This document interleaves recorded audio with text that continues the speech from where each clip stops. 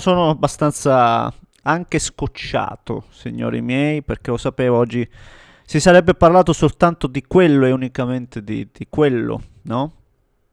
E qualcuno dirà, sì, hanno favorito la tua squadra, sei scocciato, troppo facile così. Se pensi questo puoi tranquillamente andare via. Significa che è la prima volta che vedi questa faccia qua e spero che sia anche l'ultima, perché onestamente sapete quanto queste robe siano totalmente distanti da quello che è il mio pensiero. Io dopo Inter-Juventus voglio parlare di come l'ha preparata Spalletti, di quello che ci ha fatto vedere, voglio parlare di quanto stia impattando Di Marco, delle soluzioni che ha dalla panchina Chivu, che può permettersi un attaccante italiano che non vedevamo da tempo. Vorrei parlarvi della crescita esponenziale che sta avendo Locatelli al netto di qualche sbavatura. Vorrei parlarvi di questo, ma non lo possiamo fare perché non interessa a nessuno. Dopo quello che è accaduto ieri, non interessa a nessuno. Ed è anche comprensibilissimo, che sia chiaro. Ieri è un po' la sconfitta, è un po' la sconfitta di tutti. È la sconfitta di tutti. Il primo però è Chivu. Perché Chivu, almeno per me, rappresentava una speranza.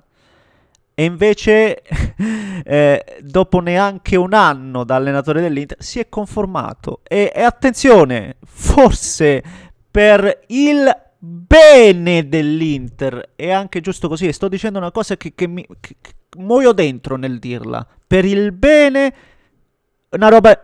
Muoio dentro, ma devo dirla perché? Perché ragazzi non ci sono santi, perché ragazzi ognuno tira l'acqua al proprio mulino. Non sto dicendo che sia giusto, sto dicendo che è quello che succede. Prendiamo un altro esempio, Chiellini ieri giustamente da direttore della Juventus deve evidenziare le falle del sistema, del regolamento, la designazione arbitrale, tutto giustamente. Quando era giocatore era il primo che cercava, essendo anche un giocatore intelligente, di sfruttarle quelle falle. E quindi in base alla posizione che uno ricopre fa quello che è giusto per ribadisco, fare il proprio bene. E questo accade anche un po' per i tifosi. Io non ci voglio entrare in questo giochino dei tifosi con gli juventini che la marotta lì, ma non solo gli juventini, ladri, questo, quando fino a poco tempo fa l'arbitro era l'alibi del perdente. Ora si dice questo. Gli interisti per difendersi, ritorniamo ancora una volta al contatto Giuliano Ronaldo, oppure se vogliamo l'è mancato giallo a Pjanic, voi dite di bastoni, dite a noi di bastoni, ma Quadrato fino all'altro giorno che faceva? Non se ne esce mai ragazzi, non se ne esce mai. Ognuno mostra i muscoli provando a difendere l'onore della sua squadra, i torti arbitrali subiti. Io in questo preferisco non entrarci. Ribadisco, voglio entrare nel dibattito di un personaggio che pensavo ingenuamente che poteva forse cambiare anche un po' le sorti di questo calcio, almeno dal punto di vista comunicativo. E ribadisco, torna a Christian Chivu che aveva detto, no? Vado a parafrasare: sogno un allenatore che quando ha un episodio a suo favore chiede scusa. Lui poteva essere quel personaggio là. Poteva fare anche un po' la storia, perché ragazzi si andava totalmente in controtendenza. Non prendiamoci perché poi Chivu ieri parla di c'è un tocco, devo dirlo, devo ammettere, un tocco leggero, però devo anche dire che i giocatori devono mantenere le mani a posto. Quella di ieri è una simulazione, ragazzi, lo sanno tutti. Il primo a saperlo è Christian, che quella di ieri è una simulazione. Bisogna dire le cose come stanno, è una simulazione. E Chivu fa quello che, ahimè, e devo dirlo, avrebbe fatto qualsiasi altro allenatore. Non prendiamoci in giro.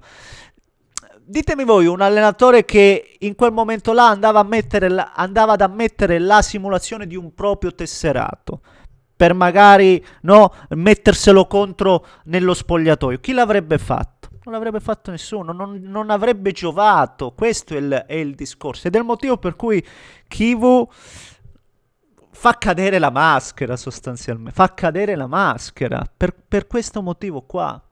Ed è triste. E attenzione,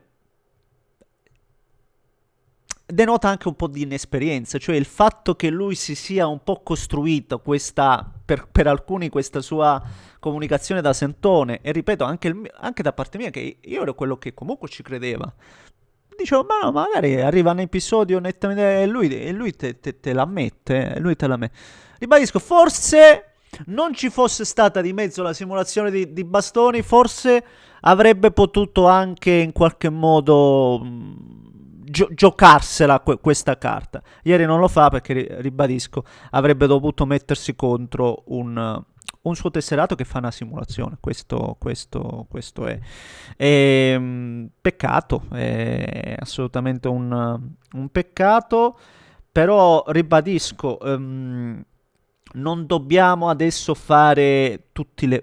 Sento un vittimismo che un po' ci appartiene in quanto italiani, un vittimismo da parte di tutti, con Bastoni che adesso sembra che sia l'unico simulatore al mondo. No? Bastoni fa quello che purtroppo è spinto a fare, sicuramente da un suo carattere, perché ci sono quelli che comunque stanno al loro posto e ci sono quelli che, ribadisco, cercano di sfruttare le falle, e Bastone è sicuramente uno di questi, ma non è l'unico, ribadisco. Ne possiamo elencare uno per ogni squadra, non per, attenzione, dare meno credito a quello che fa Bastone, no, per dirvi che io sono qua a dirvelo, senza giri di parole, io sono qua a dirvelo. Bastoni fa una simulazione, sono qua a dirvelo, fa una cosa che non è sportiva, fa una cosa che va contro il mio modo di intendere il pallone, fa un gesto antisportivo, fa un gesto sbagliato, fa qualcosa che a me non piace, ma io ve lo dico in tutte le salse. Ve lo volete sapere in inglese? Ve lo dico in inglese, fa quello. Però io vorrei che tutti, e davvero tutti, no? Ammettessero le simulazioni dei propri giocatori. Tutti lo devono fare. Io sono anche quello che un mese fa, quando ho visto Ammonito Thuram, che aveva fatto una simulazione in aria, ha detto: ah, mi piace, sono contento, perché vanno ammonito. Io ieri io ve lo giuro, io sarei stato contento se l'arbitro non fosse stato inadeguato e avrebbe ammonito Bastone per simulazione. Sarei stato contento, perché si andava verso una strada giusta, si andava verso una strada giusta. Invece, ancora una volta, vengono premiate. E Bastoni fa quello che fa ieri, proprio perché vengono premiati. Perché non è la prima volta che si premia una simulazione. Ma ne ho viste fa tante. L'ho vista fa a Gudmundsson, l'ho vista fa parecchie volte a Conceição della Juventus. Qualche volta è stato anche pestato, vero? Ma tante volte ha simulato. L'ho vista fa l'ho visto fa a Barella, l'ho visto fa a Lautaro, per citarvi i giocatori dell'Inter, perché qualcuno mi dirà: ma ti cito pure quelli dell'Inter, li cito tutti. Non ho problemi io, ma vorrei che nessuno li avesse questi problemi. Allora sì che potremmo parlare, no? Belli, e magari trovare delle soluzioni. Se adesso facciamo passare solo Bastoni in quanto interista, come quello, l'unico a fare... Non ne usciamo mai, perché ripeto, Bastoni fa quello che fa perché l'ha visto già fa prima, perché tante volte prima vede che vengono premiate determinate cose. E sarà sempre peggio. Nel momento in cui ieri lo premi, un giocatore che fa una simulazione, sarà sempre peggio. E visto che è questo l'andazzo, difficilmente troverete un allenatore che vi dirà: no, ma sai che c'è, noi non facciamo le cose, noi facciamo quelli belli, quelli bravi. Non ne trovi, ragazzi, questi sono maschere. E ripeto, l'abbiamo visto con Kivu, che alla fine della fiera fa quello che avrebbe fatto qualsiasi allenatore, né più e né meno, cercare in qualche modo di difendere un suo tesserato e andiamo avanti. Solo che Kivu, rispetto agli altri, adesso pagherà anche giustamente un'attenzione mediatica diversa, perché era quello che un po' agiva da santone. ma questo è il prezzo del biglietto, però ragazzi, ti ribadisco, io non so che dirvi, io quando vedo ste robe non so che dirvi, io più che ammettervi l'evidenza, no, però vorrei che dall'altro lato non si ragionasse anche, no, con i paraocchi, no,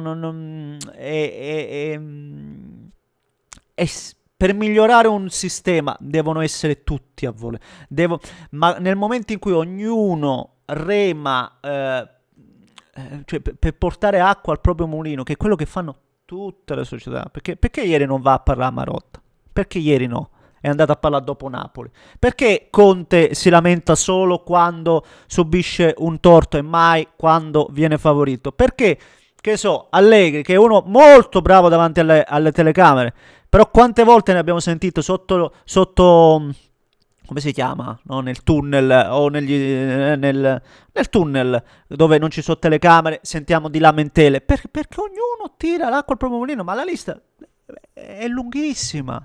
È così, ragazzi, succede quello che abbiamo visto in Inter Juventus. Poi, ora sento di, ma all'estero, cioè, sì, rideranno, ma all'estero pensate che è meglio ma ne ho viste porcate anche all'estero, di episodi, quindi è inutile che la giriamo così. A me dell'estero interessa il giusto, interessa il fatto che non possa commentare una partita di calcio. Oggi non commentiamo una partita di calcio. Oggi commentiamo un episodio che è ingigantito perché Inter Juventus, ed è giusto che sia ingigantito, non dico che non se ne debba parlare, assolutamente no. Il problema è che capitano sempre ste robe.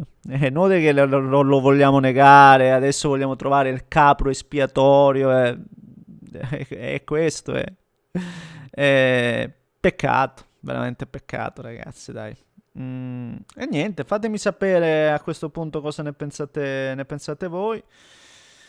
Commentate, leccate se volete, iscrivetevi al canale. Un grande abbraccio, dai. Peccato, sì.